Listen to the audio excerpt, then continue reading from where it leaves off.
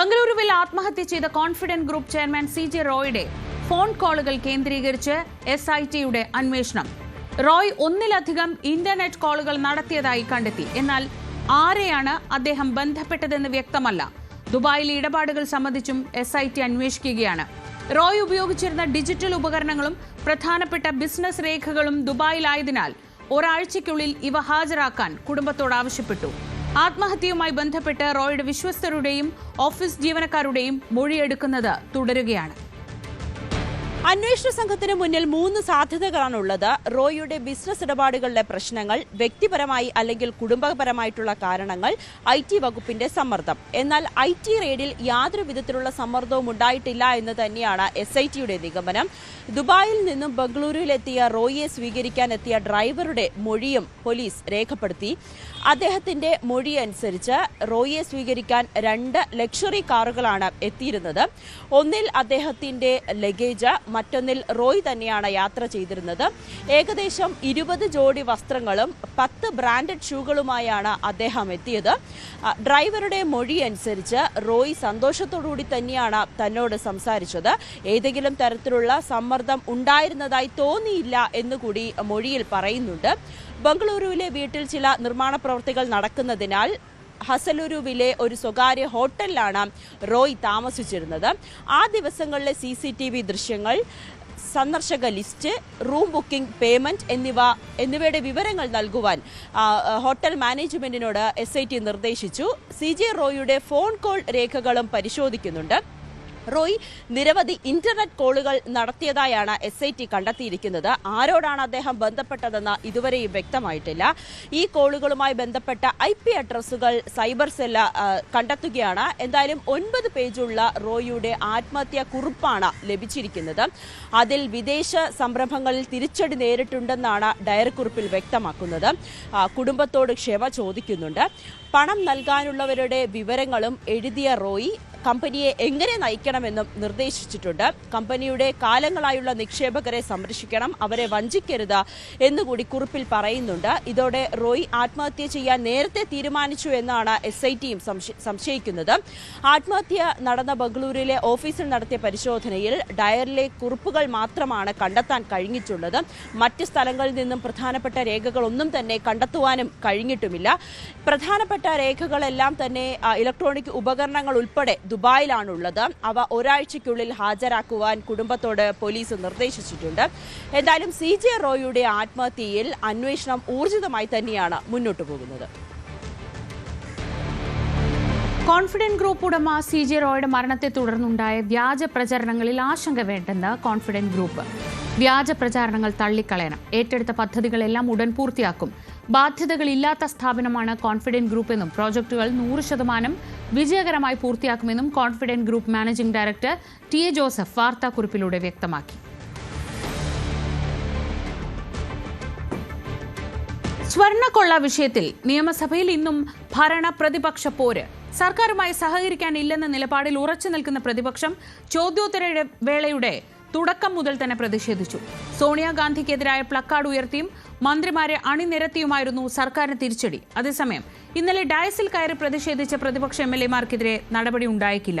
സ്വർണ്ണക്കൊള്ള വിഷയത്തിൽ സസ്പെൻഷൻ വാങ്ങുകയാണ് പ്രതിപക്ഷ ലക്ഷ്യമെന്ന വിലയിരുത്തലിൽ നടപടിക്കായി സമ്മർദ്ദം ചെലുത്തേണ്ട എന്ന നിലപാടിലാണ് ഇപ്പോൾ ഭരണപക്ഷം. ശബരിമല സ്വർണ്ണക്കൊള്ള ഉയർത്തി പ്രതിഷേധം ശക്തമാക്കുമെന്ന് പ്രതിപക്ഷം ഇന്നലെ വ്യക്തമാക്കിയിരുന്നു. അതേ നിലപാട് തന്നെയാണ് പ്രതിപക്ഷം ഇന്നും സഭയിൽ സ്വീകരിച്ചത്. ചോദ്യോത്തരവേള തുടക്കത്തിൽ തന്നെ പ്രതിപക്ഷ നേതാവ് തങ്ങളുടെ നിലപാട് വ്യക്തമാക്കി. ഞങ്ങൾ സമരം തുടരുകയാണ്, അതിൽ പിന്മാറാൻ ഒരു കാരണവുമില്ല, സഭാ നടപടികളുമായി സഹകരിക്കില്ല എന്ന് പ്രതിപക്ഷ നേതാവ് അസന്ദിഗ്ധമായി വ്യക്തമാക്കി. സഹകരിക്കണമെന്ന് സ്പീക്കർ ആവശ്യപ്പെട്ടു. വാച്ചാൻ വാർഡിനെ വടിയുപയോഗിച്ച് തല്ലിയത് പോലും ആരെന്ന് എനിക്കറിയാം, പക്ഷേ ആ പേര് പറയുന്നില്ലെന്നായിരുന്നു സ്പീക്കറുടെ പ്രഖ്യാപനം, വെളിപ്പെടുത്തൽ. പക്ഷേ വാച്ചാൻ വാർഡ് സ്പീക്കർ പറഞ്ഞിട്ട് പോലും കേൾക്കാതെ പ്രതിപക്ഷത്തെ ആക്രമിക്കുകയായിരുന്നു. പ്രതിപക്ഷ നേതാവും തിരിച്ചടിച്ചു. വളരെ വാസ്തവ വിരുദ്ധമായ ഒരു പ്രസ്താവന നടത്തി. ഞങ്ങൾ വാച്ചാൻ വാർഡിനെ വടികൊണ്ട് അടിച്ചു എന്നുള്ള തെറ്റായൊരു പ്രസ്താവന നടത്തി. അദ്ദേഹം അത് പിൻവലിക്കണം. 1. 2, ഇവിടെ കോപ്രായമാണ് നടത്തിയെന്ന് പറഞ്ഞു. സാർ, ഇവിടെ കോപ്രായം നടത്തിയത് ആരാണെന്ന് എല്ലാവർക്കും അറിയാം. കോപ്രായം നടത്തിയ ആളുകളൊക്കെ അപ്പുറത്തിരിക്കുന്നുണ്ട്. ഞങ്ങൾ ആരും ഒരു കോപ്രായവും നടത്തിയിട്ടില്ല. നിയമസഭയിൽ പ്രതിഷേധിച്ചു. ബാനർ പിടിക്കുന്നത് ആദ്യമായിട്ടല്ല. അങ്ങ് തന്നെ പറഞ്ഞല്ലോ, ഒരു സ്പീക്കറുടെ ചേംബറിൽ പോയി ചർച്ച നടത്തേണ്ട അത്ര ഒരു ഇഷ്യൂ ഇവിടെ ഉണ്ടായിട്ടില്ല. ഇന്നലെ ആ ബാനർ കെട്ടിയ ആ കമ്പ് കൊണ്ട് തല്ലിയിട്ടുണ്ട്. ഞാൻ ആളെ പേര് പറയുന്നില്ല. ആള് പേര് പറഞ്ഞാൽ അത് ആ ബഹുമാനപ്പെട്ട അംഗത്തിന് ക്ഷീണമാവും. അതുകൊണ്ട് ഞാൻ പേര് പറയുന്നില്ല. എന്നെ കൊണ്ട് ഇനി പറഞ്ഞേ അടിയിക്കുന്നുള്ള വാശിയിട്ട് ഞാൻ പറയാൻ നിർബന്ധിതമാണ്. അങ്ങ് ചെയ്യരുത് എന്ന് പറഞ്ഞിട്ടും വാച്ച് ആൻഡ് വാർഡ് അത് ചെയ്തു. അങ്ങ് വിലക്കുന്നത് പരസ്യമാണ് ഇവിടെ. അങ്ങ് അവരെ വിലക്കി ചെയ്യരുതെന്ന് പറഞ്ഞു. അത് കൂടുതൽ ഭാഗങ്ങളിലേക്ക് പോകാൻ പാടില്ല എന്ന് പറഞ്ഞത്. അവര് ചെയറിന്റെ കമന്റ് ചെയറിന്റെ കമന്റ് അവർ എഗ്രി ചെയ്തിട്ടുണ്ട്. ചെയർ പറയുന്നതനുസരിച്ച് പെരുമാറിയിട്ടുണ്ട്. ഏതായാലും ഇന്നും അതേ നിലപാട് ഉയർത്തി പ്ലക്കാർഡുകളുമായി ബാനറുമായി പ്രതിപക്ഷം സഭയിലെത്തി. ഭരണപക്ഷാംഗങ്ങളും ഇന്ന് സോണിയാഗാന്ധിക്കൊപ്പം ബെല്ലാരിയിലെ ഗോവർദ്ധനും അതുപോലെ തന്നെ 2 എംപിമാരും ഉണ്ണികൃഷ്ണൻ പോറ്റി നിൽക്കുന്ന ചിത്രം പ്ലക്കാർഡായി ഭരണപക്ഷവും കൊണ്ടുവന്നിരുന്നു. തുടക്കത്തിൽ തന്നെ നിലപാട് 2 പക്ഷവും വ്യക്തമാക്കി. അതിരൂക്ഷമായ വാക്പോരിന് സഭ സാക്ഷിയായി. ഭരണപക്ഷത്തിന് 5 മന്ത്രിമാരാണ് പ്രതിപക്ഷത്തിന് രംഗത്ത് വന്നത്. പാർലമെന്ററി കാര്യമന്ത്രി എം പി രാജേഷും നിയമമന്ത്രി പി രാജീവും മന്ത്രി വി ശിവൻകുട്ടിയും ധനമന്ത്രി കെ എൻ ബാലഗോപാലും റവന്യൂ മന്ത്രി കെ രാജനും അതിരൂക്ഷമായി പ്രതിപക്ഷത്തെ വിമർശിച്ചു. സോണിയാഗാന്ധി അപമാനിക്കുന്നത് പ്രതിപക്ഷമാണ്, ഇരുട്ടിൽ നിർത്തുന്ന പ്രതിപക്ഷമാണ്. സോണിയാഗാന്ധിയും പ്രിയങ്ക ഗാന്ധിയും തങ്ങൾ അപമാനിച്ചിട്ടില്ല എന്നായിരുന്നു പി രാജീവിന്റെയും എം പി രാജേഷിന്റെയും നിലപാട്. സോണിയാഗാന്ധിക്കൊപ്പം ഇത്രയധികം സുരക്ഷയുള്ള ആർക്കും കടന്നില്ലാൻ കഴിയാത്ത സ്ഥലത്തേക്ക് എങ്ങനെയാണ് ബെല്ലാരിയിലെ ഗോവർദ്ധനും അതുപോലെ തന്നെ ഉണ്ണികൃഷ്ണൻ പോറ്റിയും എത്തിയതെന്ന് പ്രതിപക്ഷ നേതാവ് പറഞ്ഞാൽ സോണിയാഗാന്ധിയെ ഇരുട്ടിൽ നിർത്തുന്നത് അവസാനിപ്പിക്കാം, അവർ പത്തനംമാറ്റ തിളക്കത്തോടെ അവർക്ക് തിരിച്ചു വരാമെന്ന ഒരു നിലപാട്, ഒരു പരാമർശം കൂടി മന്ത്രി പി രാജീവ് നടത്തിയത്. ചോദ്യോത്തരത്തിന്റെ പേരിൽ മൈക്ക് കിട്ടുമ്പോൾ മന്ത്രിമാർ സോണിയാഗാന്ധിയെയും പ്രിയങ്ക ഗാന്ധിയെയും ആക്ഷേപിക്കുന്നത് സാർ അതെല്ലാം ഇവിടുത്തെ രേഖയിൽ കിടക്കുകയാണ്. നിയമസഭയിൽ സോണിയാഗാന്ധിയും പ്രിയങ്ക ഗാന്ധിയും പ്രിയപ്പെട്ട നേതാക്കളാണ്. ഒരാൾ ഇവിടെ നിന്നുള്ള എം പി ആണ്, കേരളത്തിൽ നിന്നുള്ള.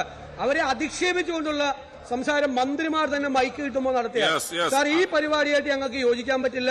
ഞങ്ങൾ പൂർണ്ണമായി അതുമായിട്ട് നിസ്സഹരിക്കും. ഇന്നലെ ഞങ്ങൾ പ്രിയങ്ക ഗാന്ധിയെ കുറിച്ചോ സോണിയാഗാന്ധിയെ കുറിച്ചോ പറഞ്ഞതിൽ ഏത് വാക്കാണ് അധിക്ഷേപകരം എന്ന് ബഹുമാനായ പ്രതിപക്ഷ നേതാവ് ഇവിടെ പറയണം, ഇവിടെ ഈ സഭയിൽ പറയണം. ഞങ്ങൾ തിരുത്താമല്ലോ.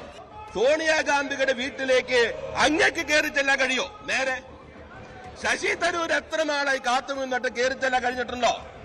ഗുലാം നബി ആസാദിന് വീടിനകത്തേക്ക് കയറാൻ പറ്റാത്തത് കൊണ്ടല്ലേ അദ്ദേഹം പാർട്ടി വിട്ടുപോയത്? എത്ര മുഖ്യമന്ത്രിമാർ സോണിയാഗാന്ധിയുടെ അപ്പോയിന്റ്മെന്റ് കിട്ടാതെ പാർട്ടി വിട്ടുപോയി? കെ കരുണാകരൻ, ലീഡർ കരുണാകരൻ, അദ്ദേഹത്തിന് അപ്പോയിന്റ്മെന്റ് കിട്ടിയോ? മൂപ്പനാർക്ക് കിട്ടിയോ? അപ്പൊ ഈ സ്വർണം കട്ടവൻ, കട്ട സ്വർണം വാങ്ങിയവൻ, അത് ഉരുക്കിയെടുത്തവൻ, അവര് എങ്ങനെ സോണിയാഗാന്ധിയുടെ അടുത്തേക്ക് എത്തിച്ചു എന്ന് അങ്ങ് പറഞ്ഞാൽ സോണിയാഗാന്ധിക്ക് പത്തരമാറ്റിന്റെ തിളക്കം ഇപ്പോൾ അദ്ദേഹം പറയാതിരിക്കുമ്പോ സോണിയാഗാന്ധി ഇരുട്ടിൽ നിർത്തുന്ന പ്രതിപക്ഷ നേതാവ് BJPയുടെ നാവായി മാറിയിരിക്കുന്നുവെന്നാണ് ഞാൻ സാർ. പ്രതിപക്ഷം ഒരു തരത്തിലും ഈ വിട്ടുവീഴ്ചയില്ല നിലപാട് വ്യക്തമാക്കുകയായിരുന്നു. പ്രതിഷേധം മുന്നോട്ട് പോയത് സ്പീക്കർ ഡയസിനടുത്തെത്തി പ്രതിപക്ഷത്തിന്റെ പ്രതിഷേധം തുടർന്നു. ഏറെ നേരം പ്രതിപക്ഷം സഭയ്ക്കുള്ളിൽ പ്രതിഷേധിച്ചു. ഒടുവിൽ സഭാ നടപടികളുമായി സർക്കാർ മുന്നോട്ട് പോകുമ്പോൾ പ്രതിപക്ഷം സഭ ബഹിഷ്കരിച്ച് പുറത്തേക്ക് പോവുകയായിരുന്നു. ഇനിയുള്ള ദിവസങ്ങൾ നാളെയാണ് ഈ സഭയുടെ ഈ ഘട്ടത്തിൽ നാളെ കൂടി സഭ ചേരാനുണ്ട്. അപ്പോഴും സമാനമായ സ്ഥിതിവിഷയം തന്നെ സഭയിലുണ്ടാകും. ഒരു തരത്തിലും ഈ സ്വർണ്ണക്കൊള്ള വിഷയത്തിൽ പിന്നോട്ട് പോകില്ലെന്ന് പ്രതിപക്ഷവും പ്രതിപക്ഷത്തെ അതേ രീതിയിൽ കടന്നാക്രമിക്കാൻ ഭരണപക്ഷം തയ്യാറെടുക്കുമ്പോൾ സഭ നിരന്തരം അലങ്കോലപ്പെടുകയാണ്. ശബരിമല സ്വർണ്ണക്കൊള്ളയിൽ കുറ്റപത്രം വൈകുന്നതിൽ ആശങ്കയില്ലെന്ന് ഹൈക്കോടതി. പ്രതികൾക്ക് സ്വാഭാവിക ജാമ്യം ലഭിച്ചതിൽ ആശങ്കയില്ല. അതിസങ്കീർണമായ കേസാണിത്, വേഗത്തിൽ പൂർത്തിയാക്കാവുന്ന അന്വേഷണമല്ല എന്നും ദേവസ്വം ബെഞ്ച് നിരീക്ഷിച്ചു. ആജ്ഞ രവീന്ദ്രൻ വിവരങ്ങളുമായി. ആജ്ഞ, പ്രതികൾ ഓരോരുത്തരായി സ്വാഭാവിക ജാമ്യം നേടി പുറത്തിറങ്ങുന്ന സാഹചര്യത്തിലാണ് ഇങ്ങനെയൊരു ആശങ്ക വന്നത്. ഇക്കാര്യത്തിൽ ഹൈക്കോടതിയുടെ നിലപാട് എന്താണ്?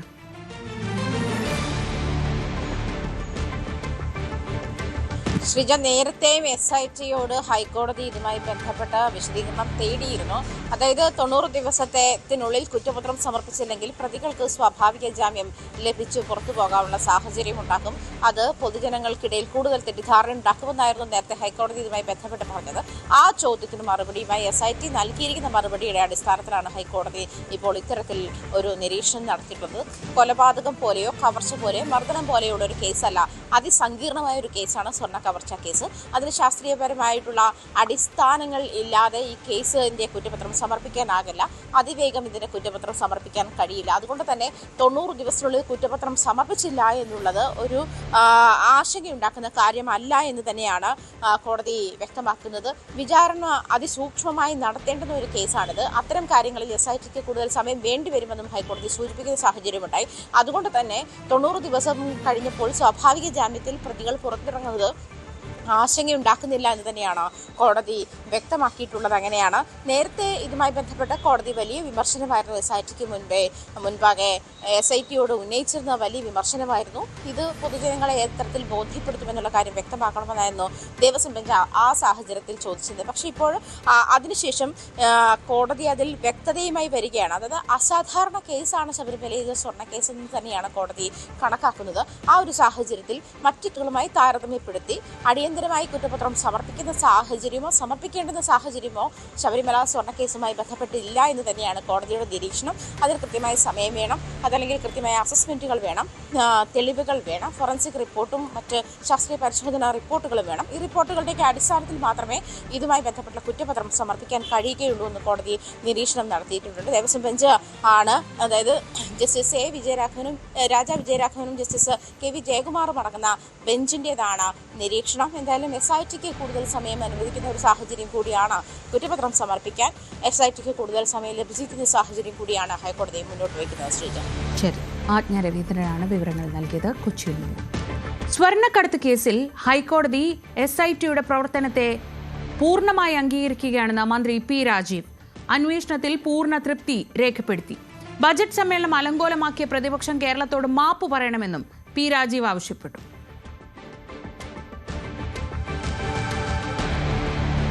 ശബരിമല സ്വർണ്ണക്കൊള്ള അന്വേഷണം ഒതുക്കി തീർക്കാനുള്ള ശ്രമത്തിനെതിരെയാണ് പ്രതിപക്ഷം നിയമസഭയിൽ പ്രതിഷേധിച്ചതെന്ന് PK കുഞ്ഞാലിക്കുട്ടി. ജനങ്ങളുടെ ഹൃദയത്തിലുള്ളതാണ് ശബരിമല. ഇനി കൂടുതലായി ആറിലേക്കും അന്വേഷണം പോകണ്ട, ഇവിടെ കൊണ്ട് അവസാനിപ്പിക്കാനാണ് നീക്കമെന്നും PK കുഞ്ഞാലിക്കുട്ടി പറഞ്ഞു.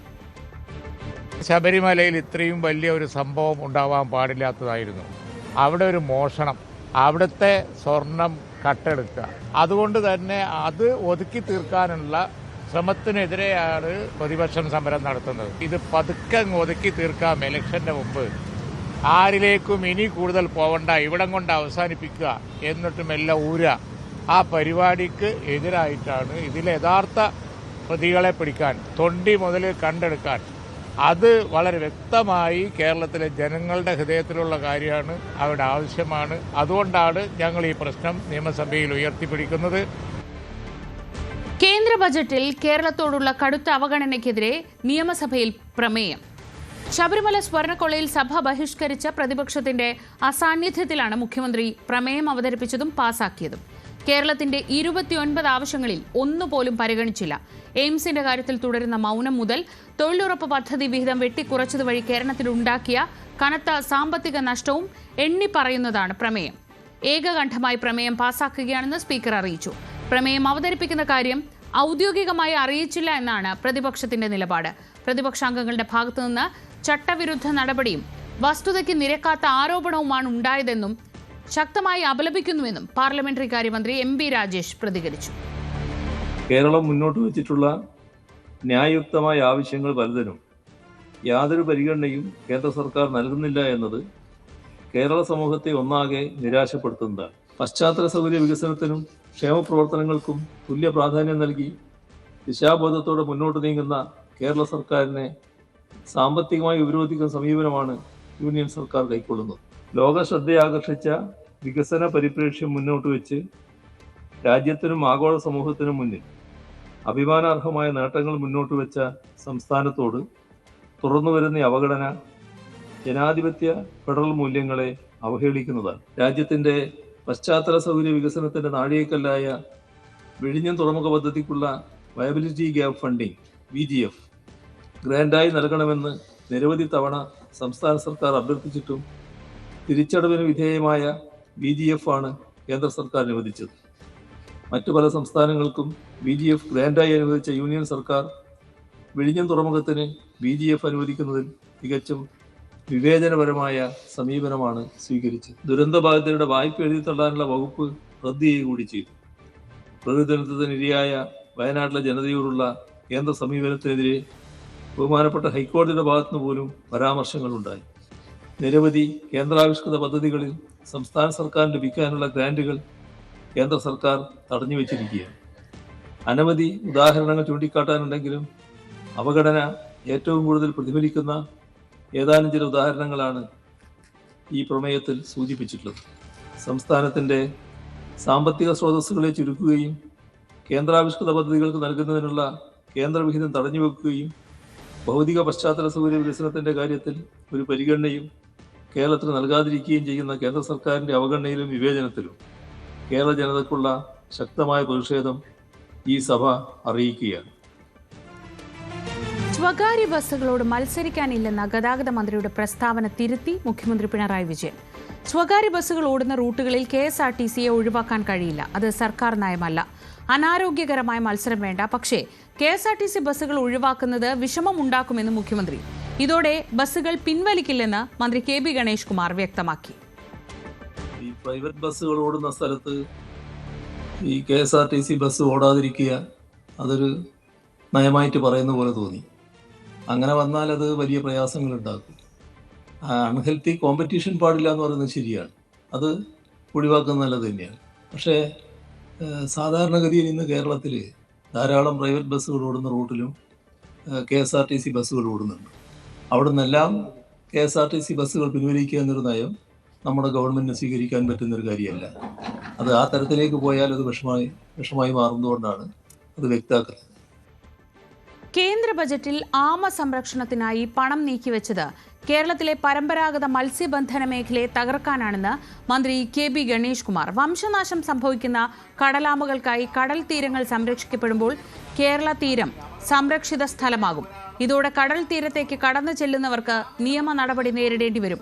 മുക്കുവർ ഉൾപ്പെടെ കടലിനെ ആശ്രയിക്കുന്നവരാകും ഇത് കാരണം ദുരിതത്തിലാകുന്നതെന്നും മുൻപ് സംസ്ഥാന വനം മന്ത്രിയായിരുന്നതിനാൽ തനിക്കിത് വേഗം മനസ്സിലാക്കാൻ കഴിയുമെന്നും ഗണേഷ് കുമാർ പറഞ്ഞു.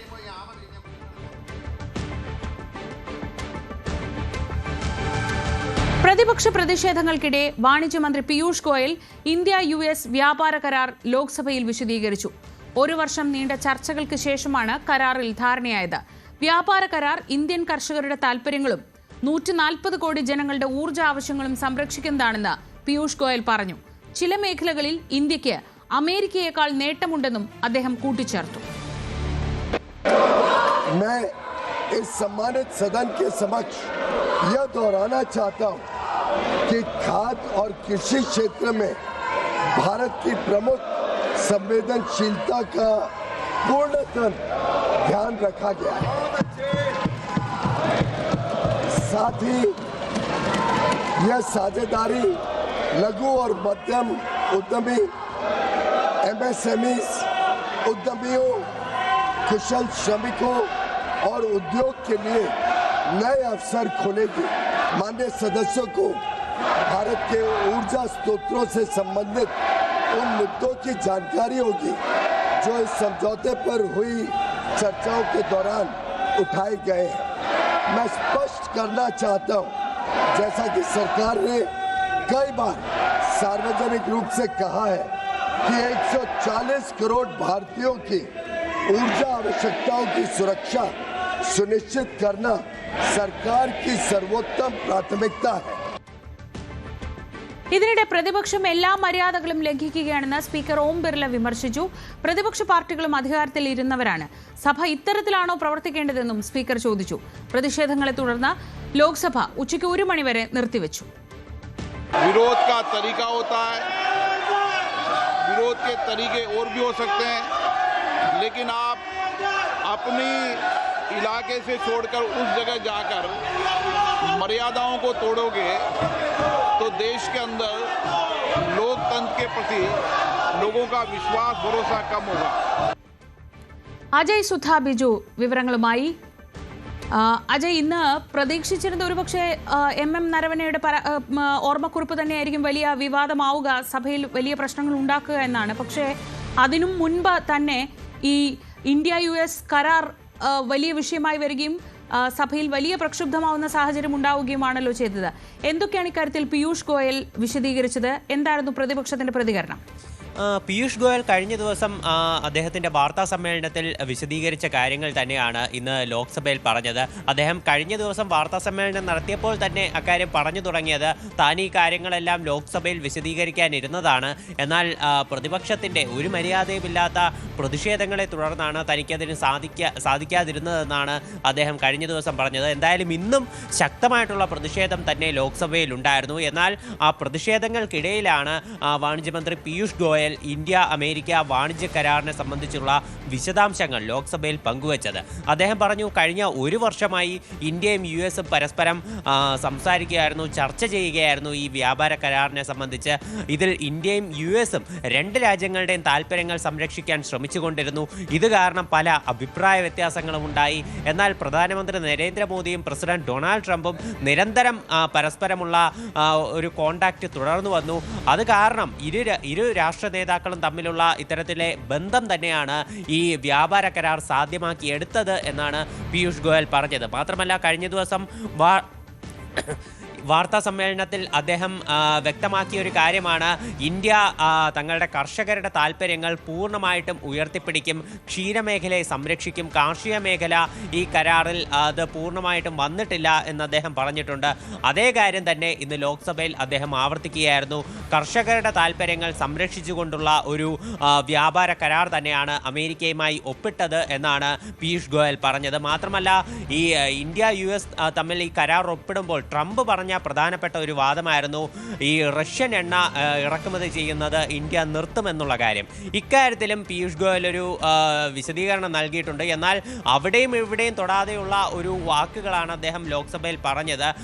കൃത്യമായിട്ടുള്ള ഒരു ക്ലാരിഫിക്കേഷൻ ഇക്കാര്യത്തിൽ പീയൂഷ് ഗോയൽ നൽകിയിട്ടില്ല എന്നതും ശ്രദ്ധേയമാണ്. ഊർജ്ജ മേഖലയെ സംബന്ധിച്ച് അദ്ദേഹം പറഞ്ഞത്, ഇന്ത്യ എപ്പോഴും അവരുടെ 140 കോടി ജനങ്ങളുടെ ഊർജ്ജ താല്പര്യങ്ങൾ സംരക്ഷിക്കും, അതിനനുസരിച്ചുള്ള തീരുമാനങ്ങളാകും ഇന്ത്യ എടുക്കുക. ഈ വ്യാപാര കരാറിന് വേണ്ടി ഇന്ത്യയുടെ അത്തരം താല്പര്യങ്ങൾ ഒരിക്കലും ബലി കൊടുത്തിട്ടില്ല എന്നാണ് പീയൂഷ് ഗോയൽ പറഞ്ഞത്. അതായത് റഷ്യയിൽ നിന്ന് എണ്ണ വാങ്ങുന്നത് നിർത്തുമോ അല്ലെങ്കിൽ അത് തുടരുമോ എന്നുള്ള കാര്യം ഇപ്പോഴും വ്യക്തമാക്കിയിട്ടില്ല. ഈയൊരു അദ്ദേഹം ഇത്തരത്തിൽ ഈ വ്യാപാര കരാറിനെ സംബന്ധിച്ചുള്ള വിശദീകരണങ്ങൾ നൽകുമ്പോഴും prime minister compromised, PM Modi surrendered എന്ന് പറഞ്ഞിട്ടുള്ള പലതരം മുദ്രാവാക്യങ്ങൾ മുഴക്കിയും പ്ലക്കാർഡുകൾ ഉയർത്തിക്കാട്ടിയും പ്രതിപക്ഷം പ്രതിഷേധം തുടരുകയായിരുന്നു. അവസാനം സ്പീക്കറായിട്ടുള്ള ഓം ബിർള പ്രതിപക്ഷത്തെ നിശിതമായി വിമർശിച്ചുകൊണ്ടാണ് സഭ 2 മണിവരെ പിരിയുന്നതായി അറിയിച്ചത്. പ്രതിപക്ഷത്തിരുന്ന അംഗങ്ങളും പല സമയത്തും അധികാരത്തിലിരുന്നിട്ടുള്ളവരാണ്, ഈ രാജ്യം ഭരിച്ചിട്ടുള്ളവരാണ്. എന്നാൽ അത്തരം മര്യാദകളെല്ലാം ലംഘിച്ചുകൊണ്ടാണ് പ്രതിപക്ഷത്തിൻ്റെ പ്രവർത്തനം എന്നുള്ള കടുത്ത ഭാഷയിലുള്ള വിമർശനം തന്നെയാണ് സ്പീക്കർ മുന്നോട്ട് വെച്ചത്. ശരി. കരസേന മുൻ മേധാവി MM നരവനെയുടെ പുസ്തകത്തിന്റെ കോപ്പിയുമായി രാഹുൽ ഗാന്ധി ഇന്ന് പാർലമെന്റിലെത്തി. മാധ്യമങ്ങൾക്ക് മുന്നിൽ രാഹുൽ പുസ്തകം ഉയർത്തിക്കാട്ടി. പ്രധാനമന്ത്രി ഇന്ന് പാർലമെന്റിൽ വരാൻ ധൈര്യപ്പെടുമെന്ന് കരുതുന്നില്ലെന്നും അദ്ദേഹം വന്നാൽ പുസ്തകം നൽകുമെന്നും രാഹുൽ ഗാന്ധി പറഞ്ഞു. सरकार कह रही है कि किताब है ही नहीं. Speaker has said that this book does not exist. Government has said this book does not exist. Rajnath Singh ji has said this book does not exist. Every youngster in India should see that this book exists. This is Mr. Naravane's book. Naravane जी की किताब है. इसमें उन्होंने पूरा account लिखा है. जो लद्दाख का जो अकाउंट था, और मुझे कहा गया है और मुझे कहा गया है कि मैं इस बुक को कोट नहीं कर सकता हूं, बट यहाँ पे पूरा लिखा है. यहाँ पे मेन लाइन है जो प्रधानमंत्री ने कही, जो उचित समझो वो करो. राइट? जब chief of army staff general Naravane ने राजनाथ सिंह जी को फ़ोन किया और कहा कि देखिए कैलाश रिज पर चाइनीज़ टैंक्स आ गए हैं, हमारी टेरिटरी है, कैलाश रिज पर चाइनीज़ टैंक्स आ गई हैं, हमें क्या करना है. पहले राजनाथ सिंह जी ने उनको रिप्लाई नहीं दिया. നന്ദി പ്രമേയ ചർച്ചയിൽ രാഹുൽ ഗാന്ധിയെ സംസാരിക്കാൻ അനുവദിക്കാത്തതിൽ ലോക്സഭയിൽ പ്രതിപക്ഷ പ്രതിഷേധം തുടരുകയാണ്. ബഹളത്തെ തുടർന്ന് ലോക്സഭാ നടപടികൾ തടസ്സപ്പെട്ടു. പാർലമെന്റ് കവാടത്തിൽ സസ്പെൻഷനിലുള്ള എംപിമാരും പ്രതിഷേധിക്കുന്നുണ്ട്.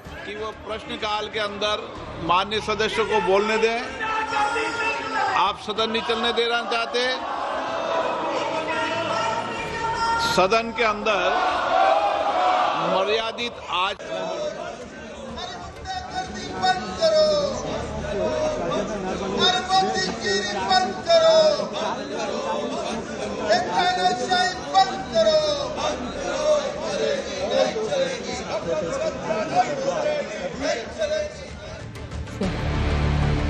രാഗേഷ് വിവരങ്ങളുമായി. രാഗേഷ്, ഇന്നും എം നരവനെയുടെ പുസ്തകം ഒരു ലോക്സഭയിൽ ഒരു പ്രതിഷേധത്തിന്റെ സാഹചര്യം സൃഷ്ടിക്കുമെന്ന് ഉറപ്പായിരുന്നു. ഇന്നിപ്പോൾ ആ പുസ്തകവുമായി എത്തിയ രാഹുൽ ഗാന്ധി പ്രധാനമന്ത്രി വരാൻ ധൈര്യപ്പെടില്ല എന്നടക്കം പറയുന്നുണ്ട്. നന്ദി പ്രമേയ ചർച്ചയ്ക്ക് മറുപടി പറയാൻ പ്രധാനമന്ത്രി വരേണ്ടതാണ്, അദ്ദേഹത്തിന്റെ പ്രസംഗമുണ്ട്, അത് തടസ്സപ്പെടുത്തുമെന്നും പറഞ്ഞിട്ടുണ്ട്. സ്വാഭാവികമായും ഉച്ചവരെ ഇന്ത്യ US വ്യാപാര കരാറാണെങ്കിൽ ഉച്ചയ്ക്ക് ശേഷം ഇതായിരിക്കുമോ പ്രധാനപ്പെട്ട വിഷയം? ശ്രീജ, ഏതായാലും രാഹുൽ ഗാന്ധി എം നരവനെയുടെ പുസ്തകം കേന്ദ്ര സർക്കാരിനെതിരെയും പ്രധാനമന്ത്രി നരേന്ദ്രമോദിക്കെതിരെയും ആയുധമാക്കുകയാണ്. കഴിഞ്ഞ 2 ദിവസങ്ങളിൽ നിന്ന് വ്യത്യസ്തമായി ആ പുസ്തകമായി തന്നെയാണ് രാഹുൽ ഗാന്ധി ഇന്ന് സഭയിലെത്തിയത്. ലോക്സഭയിൽ അദ്ദേഹം ആ പുസ്തകം ഉയർത്തിക്കാട്ടി. അതിനുശേഷം രാഹുൽ ഗാന്ധി പുറത്ത് സസ്പെൻഷനിലുള്ള 8 എംപിമാരുടെ അടുത്തെത്തി. അവിടെ വെച്ച് മാധ്യമങ്ങൾക്ക് മുമ്പിലും ആ പുസ്തകം ഉയർത്തിക്കാട്ടി. തുടർന്നാണ് മാധ്യമങ്ങളോട് അദ്ദേഹം സംസാരിച്ചത്. അദ്ദേഹം സ്പീക്കറും ഒപ്പം തന്നെ സർക്കാരും പറഞ്ഞ വിശദീകരണം അപ്പാടെ തള്ളുകയാണ്. കാരണം കഴിഞ്ഞ ദിവസം രാഹുൽ ഗാന്ധി ഈ വിഷയം ഉന്നയിക്കുമ്പോൾ പ്രതിരോധ മന്ത്രി രാജ്നാഥ് സിംഗ് അടക്കമുള്ള മന്ത്രിമാർ ചൂണ്ടിക്കാണിച്ച പ്രധാനപ്പെട്ട കാര്യം ഈ പുസ്തകം പ്രസിദ്ധീകരിക്കാത്ത പുസ്തകമെന്നാണ്. ആ വാദങ്ങളെ രാഹുൽ ഗാന്ധി അപ്പാടെ തള്ളുകയാണ്. കാരണം ആ പുസ്തകമായി തന്നെ രാഹുൽ എത്തുന്നു. അപ്പോൾ രാഹുൽ ഗാന്ധി പറയുന്നു ഈ പുസ്തകം ഇപ്പോൾ ലഭ്യമാണ്, രാജ്യത്തുള്ള യുവാക്കളടക്കമുള്ളവർ ഇത് കേൾക്കണം, ഈ പുസ്തകം ലഭ്യമാണ് എന്ന് രാഹുൽ ഗാന്ധി വിശദീകരിക്കുകയും ചെയ്തു. മാത്രവുമല്ല, കഴിഞ്ഞ ദിവസം സഭയിൽ പറഞ്ഞ കാര്യങ്ങൾ രാജ്നാഥ് സിംഗുമായി നരവനെ സംസാരിച്ചത്, പ്രധാനമന്ത്രി അടക്കം നേതാക്കളെ ഫോണിൽ വിളിച്ചത് അടക്കമുള്ള കാര്യങ്ങൾ വിശദീകരിക്കുകയും ചെയ്തു. അങ്ങനെ പുസ്തകത്തിന്റെ ഉള്ളടക്കം സംബന്ധിച്ച കാര്യങ്ങൾ വിശദീകരിച്ചുകൊണ്ട് സർക്കാരിനെ പ്രതിരോധത്തിലാക്കുകയാണ് ഈ ഘട്ടത്തിൽ രാഹുൽ ഗാന്ധി. ഏതായാലും കഴിഞ്ഞ ദിവസത്തിൽ സമാനമായ സാഹചര്യം തന്നെയാണ് സഭയ്ക്കുള്ളിൽ ഇന്ന് നടന്നത്. ഇന്ന് ചോദ്യോത്തരവേള ആരംഭിച്ചപ്പോൾ തന്നെ പ്രതിഷേധവുമായി പ്രതിപക്ഷം ഒന്നടങ്കം രംഗത്തെത്തി. പക്ഷേ ചോദ്യോത്തരവേള മുന്നോട്ട് കൊണ്ടുപോകാനുള്ള നീക്കത്തിലായിരുന്നു സ്പീക്കർ. തുടർന്ന് പ്രതിഷേധത്തെ തുടർന്ന് ആദ്യം 12 മണി വരെ നിർത്തിവെച്ചു. 12 മണിക്ക് സമ്മേളിച്ചപ്പോൾ ആദ്യം വാണിജ്യമന്ത്രി പീയൂഷ് ഗോയൽ സഭയിൽ US കരാറുമായി ബന്ധപ്പെട്ട കാര്യങ്ങൾ വിശദീകരിച്ചു. അപ്പോഴും വലിയ പ്രതിഷേധം സഭയിൽ നടക്കുന്നുണ്ടായിരുന്നു. അതിനുശേഷം പിന്നീട് ഇപ്പോൾ സഭ 2 മണി വരെ നിർത്തിവെച്ചിരിക്കുകയാണ്. ഏതായാലും നന്ദിപ്രമേയ ചർച്ചയ്ക്ക് 5 മണിക്കാണ് പ്രധാനമന്ത്രി നരേന്ദ്രമോദി സംസാരിക്കും, മറുപടി പറയും എന്ന് അറിയിച്ചിട്ടുള്ളത്. കോൺഗ്രസ് ആകട്ടെ രാഹുൽ ഗാന്ധി അടക്കമുള്ളവർക്ക് സംസാരിക്കാൻ അനുമതി നൽകാത്ത സാഹചര്യത്തിൽ അതുമായി സഹകരിക്കേണ്ടതില്ല, പ്രതിഷേധം തുടരുമെന്നാണ് ഇപ്പോൾ അറിയിച്ചിട്ടുള്ളത്. ശ്രീജ. ശരി, രാഗേഷാണ് വിവരങ്ങൾ നൽകിയത്. പാർലമെന്റ് മന്ദിരത്തിന് മുന്നിൽ പ്രതിപക്ഷ നേതാവ് രാഹുൽ ഗാന്ധിയും കേന്ദ്ര റെയിൽവേ സഹമന്ത്രി രവ്നീത് ബിട്ടുവുമായി വാക്ക് തർക്കം. സസ്പെൻഡ് ചെയ്യപ്പെട്ട കോൺഗ്രസ് എംപിമാർ പാർലമെന്റ് കവാടത്തിൽ സമരം ചെയ്യുന്നതിനിടെയായിരുന്നു തർക്കം. സമരം ചെയ്യുന്ന എംപിമാർക്കടുത്തേക്ക് രാഹുൽ ഗാന്ധി എത്തിയപ്പോൾ അതുവഴി വന്ന കേന്ദ്ര സഹമന്ത്രി യുദ്ധം ജയിച്ചു വന്ന് ഇവിടെ ഇരിക്കുകയായിരിക്കുമല്ലേ എന്ന് ചോദിച്ച് പരിഹസിച്ചു. കേന്ദ്രമന്ത്രി ബിട്ടുവിനെ ചൂണ്ടിക്കാട്ടി ഇതാ ഒരു ചതിയൻ കടന്നുവരുന്നു എന്നായിരുന്നു രാഹുൽ ഗാന്ധിയുടെ പ്രതികരണം. തുടർന്ന് ബിട്ടുവും കോൺഗ്രസ് എംപിമാരും തമ്മിൽ ചെറിയ വാക്തർക്കമുണ്ടായി. കോൺഗ്രസ് നേതാവായിരുന്ന രവനീത് ബിട്ടു കഴിഞ്ഞ വർഷം മാർച്ചിലാണ് BJPയിൽ ചേർന്നത്.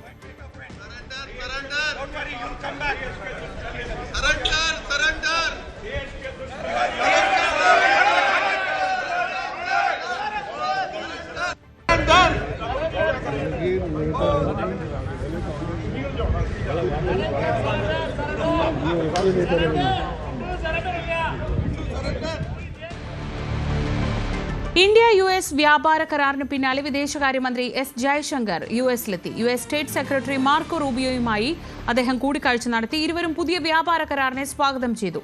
ഇന്ത്യ US ബന്ധം ശക്തിപ്പെടുത്താനുള്ള നടപടികളുമായി മുന്നോട്ടു പോകുമെന്നും വ്യക്തമാക്കി. വാഷിംഗ്ടണിൽ നടക്കുന്ന അന്താരാഷ്ട്ര ക്രിട്ടിക്കൽ മിനറൽസ് ഉച്ചകോടിയിൽ ഇന്ന് ജയശങ്കർ പങ്കെടുക്കും. US ട്രഷറി സെക്രട്ടറി സ്കോട്ട് ബെസ്റ്റന്റുമായും S ജയശങ്കർ ചർച്ചകൾ നടത്തി. ഇന്ത്യ US വ്യാപാര കരാറും സാമ്പത്തിക സഹകരണവുമായിരുന്നു പ്രധാന ചർച്ചാ വിഷയം.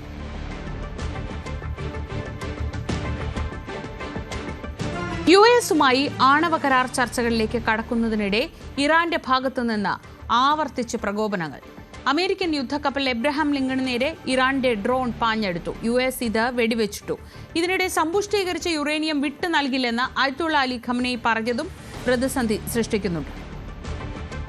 ഒരു ഭാഗത്ത് ചർച്ചകൾക്ക് തയ്യാറാണെന്ന് പറയുമ്പോഴും അതിന് വിരുദ്ധമായ നിലപാടുകളാണ് പലപ്പോഴും ഇറാനിൽ നിന്നുണ്ടാകുന്നത്.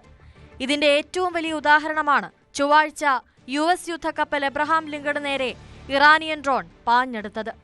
ഉടൻ തന്നെ F-35C സ്റ്റെൽത്ത് യുദ്ധവിമാനം ഡ്രോണിനെ വെടിവെച്ചിടുകയും ചെയ്തു. വിമാനവാഹിനി കപ്പലിന്റെയും ഉദ്യോഗസ്ഥരുടെയും സുരക്ഷയ്ക്കായി സ്വയം പ്രതിരോധമെന്ന നിലയിലാണ് നടപടിയെന്നാണ് US സെൻട്രൽ കമാൻഡ് വക്താവ് ക്യാപ്റ്റൻ ടിം ഹോക്കിൻസ് വ്യക്തമാക്കിയത്. ഡ്രോൺ പാഞ്ഞെടുക്കുമ്പോൾ കപ്പൽ ഇറാനിയൻ തീരത്ത് നിന്നും 800 കിലോമീറ്റർ അകലെയായിരുന്നു. ഡ്രോൺ എന്തിനാണ് കപ്പലിനെ സമീപിച്ചതെന്ന കാര്യത്തിൽ വ്യക്തതയില്ല. സംഭവത്തിൽ അമേരിക്കൻ സൈനികർക്ക് പരിക്കേൽക്കുകയോ ഉപകരണങ്ങൾക്ക് നാശനഷ്ടമുണ്ടാവുകയോ ചെയ്തിട്ടില്ല. ഇറാന്റെ തീരത്ത് US സൈനിക സാന്നിധ്യം വർദ്ധിപ്പിക്കുന്നതിനിടയിലായിരുന്നു പ്രസ്തുത സംഭവം. ഇതിനിടെ ആണവ കരാറിൽ അമേരിക്കയുടെ ഭീഷണിക്ക് ഇറാൻ വഴങ്ങില്ലെന്ന് ആയത്തുള്ള അലി ഖമനേയുടെ മുഖ്യ ഉപദേഷ്ടാവ് വിശദമാക്കിയിരുന്നു. ചർച്ചയിൽ വിട്ടുവീഴ്ചയ്ക്കില്ലെന്നും സമ്പുഷ്ടീകരിച്ച യുറേനിയം വിട്ടു നൽകില്ലെന്നും അദ്ദേഹം വ്യക്തമാക്കി. അതേസമയം ചർച്ചകളിൽ നിന്ന് പിന്മാറുമെന്നുള്ള സൂചനയും ഇറാൻ നൽകിയിട്ടില്ല. എന്നാൽ യുറേനിയം വിട്ടു നൽകിയിട്ടുള്ള യാതൊരു സമവായവും വേണ്ടെന്ന നിലപാടാണ് ഇറാൻ പരമോന്നത നേതാവിന്റേത്. News desk, news 18. കേരളത്തെ ഞെട്ടിച്ച വെഞ്ഞാറമൂട് കൂട്ടക്കൊലപാതകം നടന്നിട്ട് 1 വർഷമാവുന്നു. നാടിനെ നടുക്കിയ കൊലപാതകത്തിന്റെ ഞെട്ടലിൽ നിന്ന് പ്രദേശവാസികൾ ഇനിയും മുക്തരായിട്ടില്ല. കൊല നടത്തിയ അഫാൻ സെൻട്രൽ ജയിലിൽ കഴിയുമ്പോൾ അമ്മയും അച്ഛനും നിത്യവൃത്തിക്ക് പോലും നിവൃത്തിയില്ലാതെ പാടുപെടുകയാണ്. കേരളത്തെ നടുക്കിയ വെഞ്ഞാറമൂട് കൂട്ടക്കൊലയ്ക്ക് വരുന്ന ഫെബ്രുവരി 24-ന് 1 വർഷം പൂർത്തിയാകുകയാണ്. വർഷം 1 തികയാറാകുമ്പോഴും പേരുമല എന്ന വെഞ്ഞാറമൂടിനടുത്തുള്ള കൊച്ചു ഗ്രാമം ഇപ്പോഴും ആ വലിയ ദുരന്തത്തിന്റെ ആഘാതത്തിൽ നിന്ന് മുക്തരായിട്ടില്ല. ഈ വീടിന്റെ കോളിംഗ് ബെല്ലിൽ ഇങ്ങനെ അമർത്തിയാൽ ആ വീട് തുറന്ന് പുറത്തേക്ക് വന്ന് വർത്താനം പറയാൻ ഒരുപിടി ആളുകൾ ഈ വീട്ടിലുണ്ടായിരുന്നു. പക്ഷേ കഴിഞ്ഞ ഫെബ്രുവരി 24 ആ കാര്യങ്ങളെല്ലാം മാറിമറിഞ്ഞു.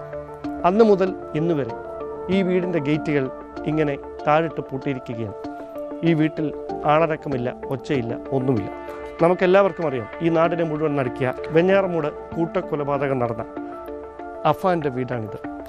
കേസിൽ ശിക്ഷിക്കപ്പെട്ട് ശിക്ഷ കാത്തു കിടക്കുന്ന അഫാൻ ഇപ്പോഴും ജയിലിലാണ്. തിരുവനന്തപുരം സെൻട്രൽ ജയിലിൽ കഴിയുകയാണ്. ഈ ഫെബ്രുവരി 24 ഈ കൂട്ടക്കൊലപാതകം നടന്നിട്ട് 1 വർഷം തികയുകയാണ്. കേസുമായി ബന്ധപ്പെട്ട് പോലീസ് കുറ്റപത്രം സമർപ്പിച്ചു കഴിഞ്ഞു. കേസിലെ ഏക പ്രതിയായ അഫാൻ തിരുവനന്തപുരം പൂജപ്പുര സെൻട്രൽ ജയിലിൽ വിചാരണ തടവുകാരനായി ഇപ്പോൾ വിചാരണയ്ക്ക് കാത്തുകിടക്കുകയാണ്. 2 തവണ ഇതിനോടകം അഫാൻ ആത്മഹത്യയ്ക്ക് ശ്രമിച്ചു. അതിൽ 2ാം തവണ ഒരുപക്ഷെ മരണപ്പെട്ടേക്കുന്ന തരത്തിലേക്ക് വരെ കാര്യങ്ങൾ എത്തി. അതിനുശേഷം കർശനമായ നിരീക്ഷണത്തിലാണ് പൂജപ്പുരയിലെ സെൻട്രൽ ജയിലിൽ അഫാൻ ഇപ്പോൾ തുടർന്നുകൊണ്ടിരിക്കുന്നത്. അതോടൊപ്പം മാനസിക നില വീണ്ടെടുക്കുന്നതിനായി അഫാന് മനഃശാസ്ത്ര വിദഗ്ധരുടെയും കൗൺസിലർമാരുടെയും ഒക്കെ സാന്നിധ്യം ചികിത്സയുടെ ഭാഗമായി സെൻട്രൽ ജയിലിൽ പോലീസ് ഉറപ്പുവരുത്തുകയും ചെയ്തിട്ടുണ്ട്. അതേസമയം ഏറ്റവും ദുരിതപൂർണമായ ഒരു സാഹചര്യത്തിലൂടെ കടന്നു പോകുന്നത് അഫാന്റെ ഈ കൊടും ക്രൂരത മൂലം ചിഹ്നച്ചെതറിയ ആ കുടുംബത്തിന്റെ ബാക്കി പത്രമായ പിതാവ് അബ്ദുൾ റഹീമും ഉമ്മ ഷെമിയുമാണ്. ഷെമിയെ അതിക്രൂരമായി ആക്രമിച്ചിരുന്നെങ്കിലും അവർ പിന്നീട് ജീവിതത്തിലേക്ക് മടങ്ങി വരികയാണ്. ഇപ്പോഴും ആ ദുരന്തത്തിൽ നിന്ന് അവർ മുക്തിയായിട്ടില്ല, ചികിത്സ തുടർന്നുകൊണ്ടേയിരിക്കുകയാണ്. പക്ഷേ തൻ്റെ മകൻ അങ്ങനെ ചെയ്തതിൻ്റെ വേദന ഇപ്പോഴും ഷെമിയുടെ വാക്കുകളിലുണ്ട്. ഏറെ ദൈന്യത്തോടെയാണ് 3 മാസം മുമ്പ് ഷെമി അഫാനെ കാണാൻ പോയപ്പോഴുണ്ടായ അനുഭവം ന്യൂസ് 18 അവർ പങ്കുവച്ചത്. ഞാനിപ്പോൾ കണ്ടിട്ട് 2-3 മാസമായി. അപ്പൊ ലാസ്റ്റ് കണ്ടപ്പോ എന്താ അഫാൻ എന്താ പറഞ്ഞേ? അപ്പാൻ ചോദിക്കുന്നു, മച്ചി അപ്പിയാ ഫർസാനയാ എവിടെയെന്നാണ് ചോദിക്കുന്നത്. കുറ്റബോധമാണ്. അവൻ ആദ്യമേ കണ്ടപ്പോഴേ കരച്ചിലാണ്. അവന് കുറ്റബോധമാണ്. പച്ചക്കറി കുറച്ച് ഇതൊക്കെ വരുമാനമൊക്കെ ഉള്ളൂ. പിന്നെ ചികിത്സയ്ക്കുള്ള വരുമാനമൊന്നും കിട്ടൂല. അതിന് സ്കാനിങ്ങിനൊക്കെ ഒരുപാട് പൈസ വേണം. അവിടെ പിന്നെ നിങ്ങൾ പോയിട്ടില്ല? ഇല്ല, ഞാൻ പോയിട്ടില്ല. ഹസ്ബൻഡ് പോവാറുണ്ട്. കൊല്ലം ജില്ലയിൽ പച്ചക്കറി വ്യാപാരം നടത്തിയാണ് ദൈനംദിന ആവശ്യങ്ങൾക്ക് വേണ്ടിയുള്ള ചെലവിനുള്ള വക ഈ കുടുംബം കണ്ടെത്തുന്നത്. ഈ വീട് വൃത്തിയാക്കാനായി അദ്ദേഹം ഇവിടേക്ക് എത്തും. അദ്ദേഹം എത്തി ഈ വീട് ഇടയ്ക്കിടയ്ക്ക് വൃത്തിയാക്കാൻ എത്തുകയും അതുമായി ബന്ധപ്പെട്ട കാര്യങ്ങൾ ചെയ്യും. അതിനപ്പുറത്തേക്ക് ഇവിടെ ആരും താമസമില്ല. ഇതാണ് 1 വർഷം കഴിയുമ്പോൾ പേരമലയിലെ അഫാൻ്റെ വീട്ടിൽ നിന്നുള്ള ഏറ്റവും വേദന ഉളവാക്കുന്ന കാഴ്ചകൾ. ഒരുപാട് പേർ സഹായ വാഗ്ദാനങ്ങളുമായി ഈ ദുരന്തമുണ്ടായതിന് പിന്നാലെ ആ കുടുംബത്തെ സമീപിക്കുകയും പരസ്യമായി പ്രതികരണങ്ങൾ നടത്തുകയും ഒക്കെ ചെയ്തതാണ്. പക്ഷേ അതൊക്കെ പാഴ്വാക്ക് മാത്രമായി പോയി എന്നാണ് ആ കുടുംബത്തോട് ഏറ്റവും അടുത്ത ബന്ധം പുലർത്തുന്ന ചില സുഹൃത്തുക്കൾ ഞങ്ങളോട് വ്യക്തമാക്കിയത്. പ്രവാസികളുടെയും മറ്റും സഹായത്തോടുകൂടി പാങ്ങോട് തന്നെ ഒരു 8-10 സെന്റ് വാങ്ങിയിട്ടു. പക്ഷെ ഇതുവരെ ഈ ഫെബ്രുവരി 24 ആവുമ്പം ഈ 1 വർഷം തന്നെയാണ്. എന്നിട്ട് അവർക്ക് ഇതുവരെ വീട് വെച്ച് കൊടുത്തിട്ടില്ല. എല്ലാം തകർന്നെടുത്തുനിന്ന് ജീവിതം കരുപ്പിടിപ്പിക്കാനുള്ള അഫാന്റെ പിതാവ് അബ്ദുൾ റഹീമിന്റെയും ഉമ്മ ഷെമിയുടെയും കൊച്ചു ശ്രമങ്ങൾ. അതിന്റെ ഭാഗമായാണ് അവർ കൊല്ലത്ത് ചെറിയൊരു പച്ചക്കറി വ്യാപാരം തുടങ്ങിയിരിക്കുന്നത്. കേരളത്തെ നടുക്കിയ വെഞ്ഞാറമൂട് കൂട്ടക്കൊലപാതകം നടന്ന് 1 വർഷം പൂർത്തിയാകാനിരിക്കുമ്പോൾ ഈ നാടിപ്പോഴും വേദനയിൽ നിന്ന് മുക്തരായിട്ടില്ല എന്നതാണ് വാസ്തവം. പൂഞ്ഞാർ പിടിക്കാൻ PC ജോർജിനെ കളത്തിലിറക്കാൻ BJP. വീണ്ടും മത്സരിക്കാനുള്ള താൽപര്യം PC ജോർജ് നേതൃത്വത്തെ അറിയിച്ചു. പാലായിൽ ഷോൺ ജോർജ് സ്ഥാനാർത്ഥിയാകുമെന്ന് ഏറെക്കുറെ ഉറപ്പായതോടെ അടുത്തടുത്ത മണ്ഡലങ്ങളിൽ കടുത്ത പോരാട്ടം ഉറപ്പാക്കുകയാണ് BJPയുടെ ലക്ഷ്യം. മധ്യകേരളത്തിൽ പലയിടത്തും BJPയുടെ ശക്തി കേന്ദ്രങ്ങൾ കുറവാണ്. പ്രത്യേകിച്ച് കോട്ടയം ജില്ലയിൽ ആ ഒരു സാഹചര്യം കൂടി നിലനിൽക്കുന്നതിനിടെയാണ് PC ജോർജിനെ വീണ്ടും കളത്തിലിറക്കാം എന്ന നിലപാടിലേക്ക് BJP നേതൃത്വം എത്തുന്നതെന്നാണ് നമുക്ക് മനസ്സിലാക്കാൻ സാധിക്കുന്നത്. ആദ്യഘട്ടത്തിൽ PC ജോർജ് തന്നെയാണ് തനിക്ക് മത്സരിക്കണം എന്ന ആഗ്രഹം പരസ്യമായി പ്രതികരിച്ചത്. ഇതിനോട് ആദ്യം BJP നേതൃത്വം പ്രതികരിച്ചിരുന്നില്ല. എന്തായാലും ഇപ്പോൾ BJP അതിന് കൂടുതൽ അനുകൂലമാകുന്നു എന്നുള്ളതാണ് പ്രധാനം. ഷോൺ ജോർജ് കൂടി മത്സരിച്ചാൽ പോലും ഷോണും BJPയുടെ സംസ്ഥാന വൈസ് പ്രസിഡന്റാണ്. PC ജോർജ് ആകട്ടെ ദേശീയ നിർവാഹക സമിതി അംഗമാണ്. മാത്രമല്ല ഈ ക്രൈസ്തവ മേഖലകളിലെ തലമുതിർന്ന നേതാക്കളാണ്, മറ്റു പാർട്ടിയിൽ നിന്ന് വന്നവരാണ്. അവർക്ക് പരിഗണന കൊടുക്കണം എന്ന നിലപാട് കൂടി ചൂണ്ടിക്കാട്ടിയായിരിക്കും അച്ഛനും മകനും അടുത്തടുത്ത് മത്സരിക്കുന്നു എന്ന ഒരു ആരോപണം ഉണ്ടായാൽ തന്നെ അതിനെ നേരിടാൻ സാധ്യത. മാത്രമല്ല നിരവധി തവണ ജയിച്ച് ജനപ്രതിനിധിയായ ആളാണ് PC ജോർജ്. കഴിഞ്ഞ തവണ സ്വതന്ത്രനായി മത്സരിച്ചപ്പോൾ പോലും വലിയ എതിർപ്പുകൾ ഉണ്ടായപ്പോൾ പോലും ഏതാണ്ട് 41,000-ൽ പരം വോട്ടുകൾ നേടാൻ PC ജോർജിന് കഴിഞ്ഞു. അതുകൊണ്ട് തന്നെ ഇത്തവണ BJP കഴിഞ്ഞ തവണ BDJS ആണ് മത്സരിച്ചത്. BJPയുടെ കൂടെ ഒരു പിന്തുണ ഉണ്ടായാൽ അത് ജോർജിന്റെ ജയത്തിലേക്ക് പോലും കാര്യങ്ങൾ എത്തുമെന്ന് അവർ കണക്ക് കൂട്ടുകയാണ്. മാത്രമല്ല കഴിഞ്ഞ തവണ LDF ആണ്, കേരള കോൺഗ്രസ് M ആണ് ജയിച്ചത്. ഏതാണ്ട് 60,000 വോട്ട് അടുത്ത് പിടിച്ചപ്പോൾ UDFന്റെ വോട്ട് 30,000 മാത്രമായിരുന്നു. അങ്ങനെ വരുമ്പോൾ ഇത്തവണ ആ വോട്ടുകൾ UDFന് സാധ്യത കൂടി ഉയർന്നു വരുന്ന ഒരു സാഹചര്യത്തിൽ ഈ വോട്ടുകൾക്കിടയിൽ സ്പ്ലിറ്റുകൾ ഉണ്ടാകും. പലയിടത്തും ഇപ്പോൾ SDPയുടെ ഒക്കെ കഴിഞ്ഞ തവണത്തെ പരസ്യ പിന്തുണ അത് LDFനായിരുന്നു, സെബാസ്റ്റ്യൻ കുളത്തിങ്കലിനായിരുന്നു.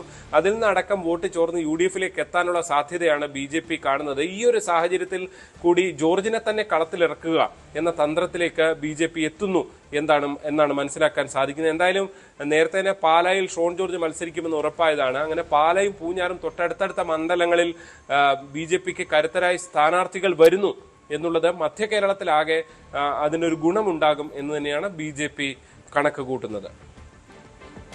തൃപ്പൂണിത്തുറയിൽ ഇത്തവണ മത്സരം പൊടിപാറും. ആരോഗ്യ പ്രശ്നത്തെ തുടർന്ന് K ബാബു ഒഴിഞ്ഞാൽ പകരം കരുത്തനെ കളത്തിലിറക്കാൻ കോൺഗ്രസ് ഒരുങ്ങുമ്പോൾ മുൻ കൊച്ചി മേയറെ തന്നെയാകും ഇടതുപക്ഷം കളത്തിലേക്ക് ഇറക്കുക. ഇത്തവണ അട്ടിമറി വിജയമാണ് BJP ലക്ഷ്യമിടുന്നത്.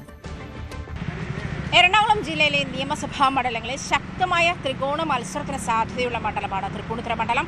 പ്രത്യേകിച്ചും തൃപ്പൂണിത്തുറ നഗരസഭയുടെ ഭരണം BJP പിടിച്ചെടുത്തതോടുകൂടി ഓരോ വാർഡിലെ വിജയത്തിൽ, അതായത് 21 അംഗങ്ങളുമായാണ് BJP ഭരണത്തിലെത്തുന്നത്. തൊട്ടു പിന്നാലെ 20 വാർഡുകളുമായിട്ട് LDFും ഉണ്ട്. എന്നിരുന്നാൽ പോലും ആ ഒരു കോൺഫിഡൻസ് BJPക്ക് ക്യാമ്പുകളിൽ വലുതായിട്ടുണ്ട്. അതുകൊണ്ട് തന്നെ ശക്തനായ ഒരു സ്ഥാനാർത്ഥിയെ തന്നെ, സ്റ്റാർ കാൻഡിഡേറ്റ് ആയിട്ടുള്ള ജനപിന്തുണയുള്ള ഒരു കാൻഡിഡേറ്റിനെ തന്നെ ഈ മത്സരത്തെ രംഗത്തിറക്കാൻ വേണ്ടിയിട്ടുള്ള നീക്കങ്ങളിലാണ് BJP ക്യാമ്പുകളെന്നാണ് വ്യക്തമാകുന്നത്. അതേസമയം TP സിന്ധുമോളുടെ പേര് പറഞ്ഞു കേൾക്കുന്നുണ്ട്, ശിവശങ്കറിന്റെ പേര് പറഞ്ഞു കേൾക്കുന്നുണ്ട്, മേജർ രവിയുടെ പേര് പറഞ്ഞു കേൾക്കുന്നുണ്ട്. 2021 BJPയുടെ സ്ഥാനാർത്ഥിയായിരുന്ന KS രാധാകൃഷ്ണൻ, അദ്ദേഹത്തിന്റെ പേര് പറഞ്ഞു കേൾക്കുന്നുണ്ട്.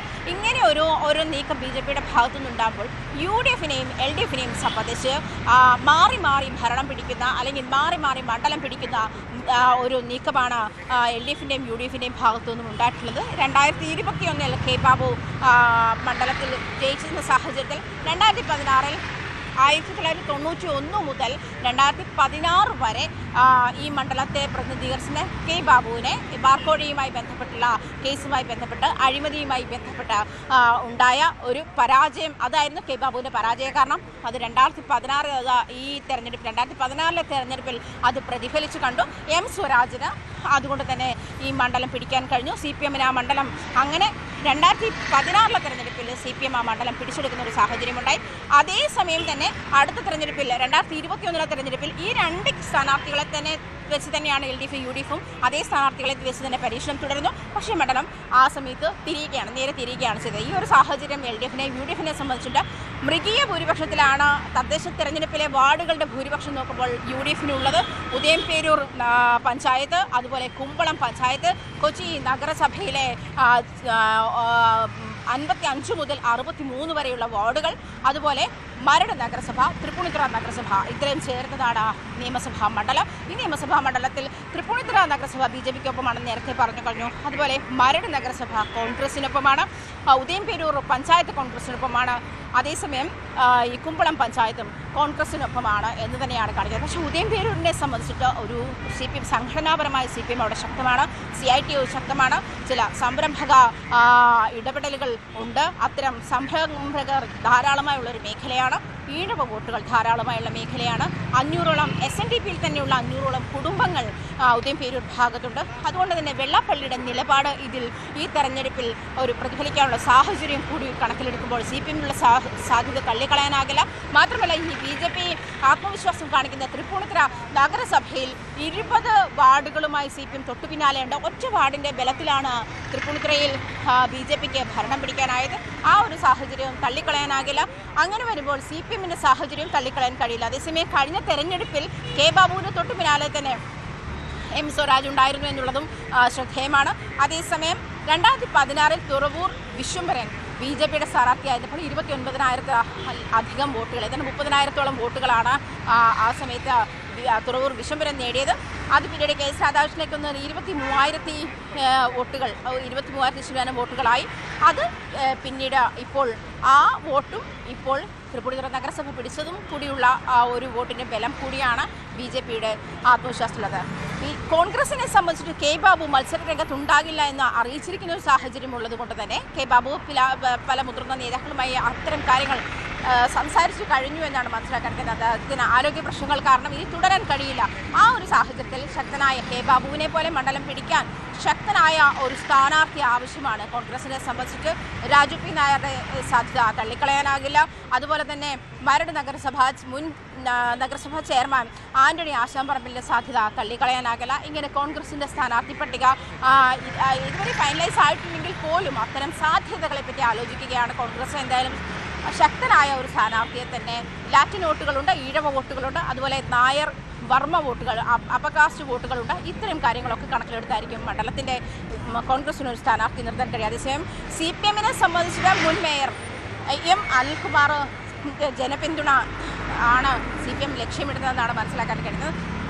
മിക്കവാറും M അനിൽകുമാർ തന്നെ ആകാനാണ് സാധ്യത. അതുപോലെ M സ്വരാജിനെയും തിരിച്ചു കൊണ്ടുവരാനുള്ള സാഹചര്യങ്ങളൊക്കെ CPM-ന്റെ ഭാഗത്തുനിന്നും ഉണ്ടാകുന്നുണ്ട് എന്ന് മനസ്സിലാക്കാൻ കഴിയുന്നുണ്ട്.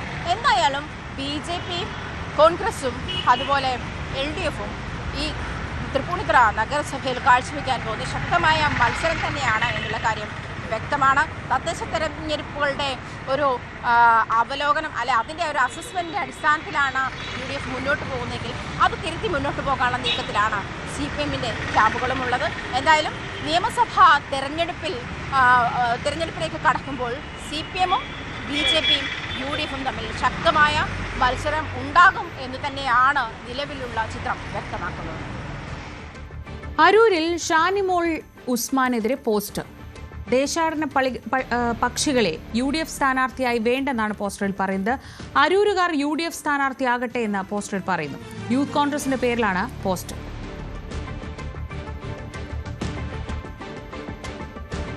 പശ്ചിമ ബംഗാളിലെ സമഗ്ര വോട്ടർ പട്ടിക പരിഷ്കരണത്തിൽ സുപ്രീം കോടതിയിൽ ഫയൽ ചെയ്ത പുതിയ ഹർജിയിൽ വാദിക്കാൻ പശ്ചിമ ബംഗാൾ മുഖ്യമന്ത്രി മമതാ ബാനർജി നേരിട്ട് ഹാജരായി. ചീഫ് ജസ്റ്റിസ് സൂര്യകാന്ത് അധ്യക്ഷനായ ബെഞ്ചാണ് ഹർജികൾ പരിഗണിക്കുന്നത്. വിവരങ്ങളുമായി R കിരൺ ബാബു. കിരൺ, അങ്ങനെയെങ്കിൽ അതൊരു ചരിത്രമാണ്. ആദ്യമായി ഒരു മുഖ്യമന്ത്രി നേരിട്ട് വന്നൊരു കേസ് വാദിക്കുക എന്ന അപൂർവത സുപ്രീം കോടതി അനുവദിക്കുകയാണെങ്കിൽ സുപ്രീം കോടതിയിൽ എല്ലാവരും സാക്ഷ്യം വഹിക്കില്ലേ? അങ്ങനെ ഒരു അപൂർവതയ്ക്ക് ഇന്ത്യ സാക്ഷ്യം വഹിച്ചിരിക്കുന്നു. ഇന്ത്യയുടെ ചരിത്രത്തിൽ ആദ്യമായി ഒരു മുഖ്യമന്ത്രി ഒരു സംസ്ഥാനവുമായി ബന്ധപ്പെട്ട കേസിൽ സുപ്രീം കോടതിയിൽ നേരിട്ട് വാദിക്കാൻ അനുമതി ചോദിക്കുന്നു. സുപ്രീം കോടതി 10 മിനിറ്റ് വാദിക്കാനുള്ള അനുമതി നൽകുന്നു. മമതയുടെ വാദങ്ങൾ അവതരിപ്പിക്കുന്നു. SIR-നെതിരെ, കേന്ദ്ര തെരഞ്ഞെടുപ്പ് കമ്മീഷനെതിരെയാണ് പ്രധാനമായും മമത ഉന്നയിച്ച ആവശ്യങ്ങൾ. SIR നടപടികൾ നിർത്തിവെക്കുക. ഈ വരുന്ന നിയമസഭാ തെരഞ്ഞെടുപ്പിൽ, കേരളത്തോടൊപ്പം നിയമസഭാ തെരഞ്ഞെടുപ്പ് നടക്കേണ്ടതാണ് ബംഗാളിൽ. ആ ബംഗാളിൽ നടക്കുന്ന നിയമസഭാ തെരഞ്ഞെടുപ്പിൻ്റെ കരട് വോട്ടർ പട്ടിക ഇപ്പോൾ നടത്തിയ SIR-ന്റെ അടിസ്ഥാനത്തിൽ ആവരുത്, അത് റദ്ദാക്കണം എന്നുള്ളതാണ് ആവശ്യം. എന്നാൽ SIR റദ്ദാക്കണം എന്നുള്ള ആവശ്യം അംഗീകരിക്കാനാവില്ല എന്ന് ചീഫ് ജസ്റ്റിസ് സൂര്യകാന്ത് വ്യക്തമാക്കിയിട്ടുണ്ട്. അതോടൊപ്പം തന്നെ SIR നടപടികൾക്കായി കൂടുതൽ ഉദ്യോഗസ്ഥരെ വിട്ടു നൽകാൻ സർക്കാർ തയ്യാറാവണമെന്നും ചീഫ് ജസ്റ്റിസ് നിർദ്ദേശിച്ചിട്ടുണ്ട്. കേന്ദ്ര തെരഞ്ഞെടുപ്പ് കമ്മീഷൻ ഫെബ്രുവരി 10 വരെ ഈ മമതയുടെ വാദങ്ങൾക്ക് മറുപടി നൽകാൻ ഫെബ്രുവരി 10 വരെയുള്ള സമയവും നൽകിയിട്ടുണ്ട്. ഇതിൽ ഏറ്റവും പ്രധാനം വാദിച്ച് ജയിക്കുന്നോ തോക്കുന്നോ എന്നതല്ല, അതിനപ്പുറത്തേക്ക് ബംഗാളിലെ മമതയെ പിന്തുണയ്ക്കുന്ന മഹാഭൂരിപക്ഷം വരുന്ന ആളുകളിൽ വലിയൊരു വിഭാഗം ആളുകളുടെ വോട്ടർ പട്ടികയിൽ നിന്ന് പേര് SIR-ന്റെ ഭാഗമായി ഇല്ലാതെയായിട്ടുണ്ട്. അത് മമത ചൂണ്ടിക്കാണിക്കുന്നത് സ്വന്തം വീട്ടിലേക്ക് പോയി കഴിഞ്ഞാൽ, ഒരു വിവാഹം കഴിച്ച വീട്ടിൽ നിന്ന് സ്വന്തം വീട്ടിലേക്ക് പോയി കഴിഞ്ഞാൽ അവരെ പോലും അവർ വോട്ടർ പട്ടികയിൽ നിന്ന് ഒഴിവാക്കുന്നു. അങ്ങനെ ഉദാഹരണങ്ങൾക്കായി നീതി കരയുകയാണ് പിന്നിൽ നിന്ന് എന്നാണ് അവർ പ്രധാനമായും ഉന്നയിച്ചത്. അതിനു മുമ്പും ചില പോയിന്റുകളൊക്കെ മമത പറഞ്ഞിരുന്നു. അതിനുശേഷമാണ് 10 മിനിറ്റ് തനിക്ക് വാദിക്കാൻ വേണം എന്നുള്ള ആവശ്യം മമത ഉന്നയിച്ചത്. മമത പ്രാക്ടീസിംഗ് അഡ്വക്കേറ്റ് ആയിരുന്നു 2003 വരെ. അവർ ഇടയ്ക്കൊക്കെ കോടതിയിൽ പോകുമായിരുന്നു. അവർക്ക് അഭിഭാഷകയായി ഇപ്പോഴും വാദിക്കാൻ ഉള്ള ലൈസൻസ് ഉണ്ട്. അതുകൊണ്ട് തന്നെ അവർക്ക് വാദിക്കാൻ നിയമപരമായി കഴിയുമായിരുന്നു. ആ അവസരമാണ് മമതാ ബാനർജി ഉപയോഗിച്ചത്. ഇതിൽ മമതയുടെ വാദത്തിനപ്പുറത്തേക്കുള്ള രാഷ്ട്രീയ പ്രാധാന്യം എന്ന് പറയുന്നത് ബംഗാളിലെ ജനങ്ങളുടെ ഒരു വിഷയത്തിൽ ബംഗാൾ മുഖ്യമന്ത്രി തന്നെ നേരിട്ട് പോയി സുപ്രീം കോടതിയിൽ ചീഫ് ജസ്റ്റിസിന് മുന്നിൽ വാദം അവതരിപ്പിക്കുന്നു. പലപ്പോഴും അസാധാരണവും കൗതുകമുണർത്തുന്നതും ആരും പ്രതീക്ഷിക്കാത്തതുമായ നീക്കങ്ങളൊക്കെ രാഷ്ട്രീയത്തിൽ നടത്തുന്ന ഒരു വ്യക്തി കൂടിയാണ് Mamata Banerjee.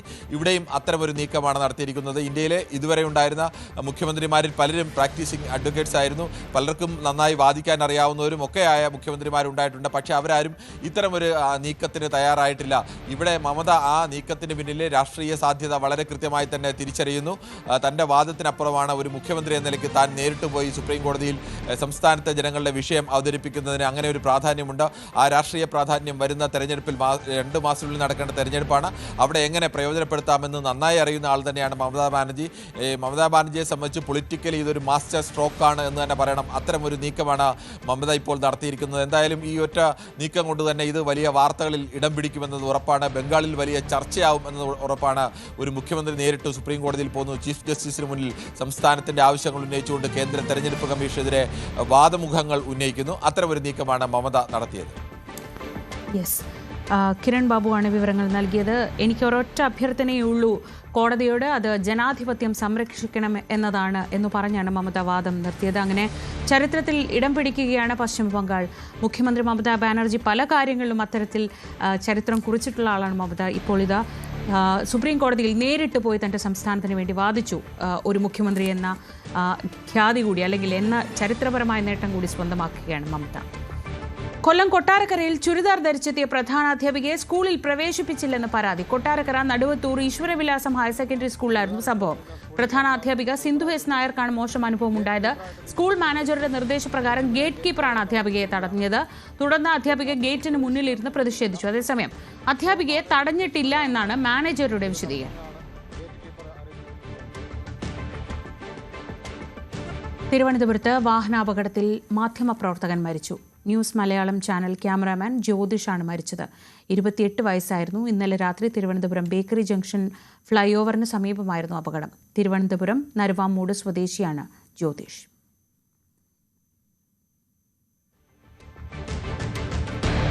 Pan Indian steel door brand പെട്രയുടെ എക്സ്പീരിയൻസ് സെന്റർ ഇടുക്കി രാജകുമാരിയിൽ പ്രവർത്തനം ആരംഭിച്ചു. രാജകുമാരി കേരള വ്യാപാരി വ്യവസായി ഏകോപന സമിതി പ്രസിഡന്റ് വി കുര്യാക്കോസ് ഉദ്ഘാടനം നിർവഹിച്ചു. ഫേസ് ഓഫ് രാജകുമാരി സ്റ്റീൽ ഡോർസ് ആൻഡ് വിൻഡോസ് രക്ഷാധികാരി MM ജോർജ് ഭദ്രദീപം തെളിയിച്ചു. കേരള വ്യാപാരി വ്യവസായി ഏകോപന സമിതി സെക്രട്ടറി സോജൻ വർഗീസ് അധ്യക്ഷത വഹിച്ചു. Petra CEO Muhammad Safan, Petra Kerala sales head Amjad Khan എന്നിവർ പങ്കെടുത്തു. എന്ന് പറഞ്ഞ എല്ലാ പ്രശ്നങ്ങളെയും പരിഹാരങ്ങളായി കൊണ്ടുവന്ന പുറത്താണ് പെട്ര സ്റ്റീൽ ഡോർസ്. ഈ 10 വർഷത്തിന്റെ ഇടയിൽ പ്രൊഡക്റ്റിൽ തന്നെ വ്യത്യസ്തത അഥവാ അപ്ഡേഷൻസ് പല സമയങ്ങളിലായി സ്റ്റീൽ ഓർ ഇൻഡസ്ട്രിക്ക് പെട്രക്ക് പരിചയപ്പെടുത്താൻ സാധിച്ചിട്ടുണ്ട്. ഇന്നത്തെ സ്വർണം വെള്ളി നിരക്കുകൾ നോക്കാം. കവിത ഗോൾഡ് ആൻഡ് ഡയമണ്ട്സ് ഇന്നത്തെ സ്വർണം വെള്ളി നിരക്കുകൾ നിങ്ങൾക്കായി സമർപ്പിക്കുന്നത് Kavitha gold and diamonds, the versatile jeweller. സ്വർണം 22 കാരറ്റ് ഗ്രാമിന് 14,715 രൂപ, പവന് 1,17,720 രൂപ. 18 കാരറ്റ് ഗ്രാമിന് 12,160 രൂപ, പവന് 97,280 രൂപ. വെള്ളി ഗ്രാമിന് 320 രൂപ, കിലോഗ്രാമിന് 3,20,000 രൂപ. കവിത ഗോൾഡ് ആൻഡ് ഡയമണ്ട്സ് ഇന്നത്തെ സ്വർണം വെള്ളി നിരക്കുകൾ നിങ്ങൾക്കായി സമർപ്പിച്ചത് Kavitha gold and diamonds, the versatile jeweller. Bulletin പൂർണ്ണമാവുകയാണ്. ഇനി സ്പോട്ട് ലൈവിൽ ടോം കുര്യാക്കോസ്.